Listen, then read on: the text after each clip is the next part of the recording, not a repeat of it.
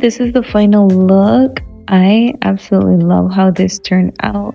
It's giving me some really gorgeous curls, and I just love everything about this unit.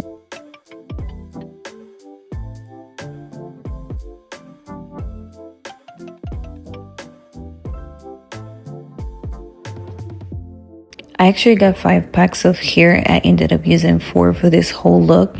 And honestly, look how full this look is, giving us a really full look. And I just love how fluffy this is. And I still have a pack remaining. I could always just add in the future.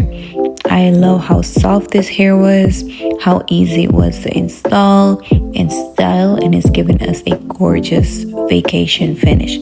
Love this. It's absolutely lightweight. I know it looks like it's heavy, but it's super lightweight.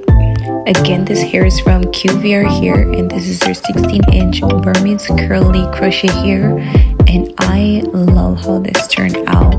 It's absolutely gorgeous, super lightweight, beginner friendly, and of course super versatile. I'm leaving you guys for today. If you like this video, of course, give it a thumbs up, leave your comments down below, let me know how you feel about this unit, and most importantly, go ahead and subscribe to my channel, and I'll see you guys in another video.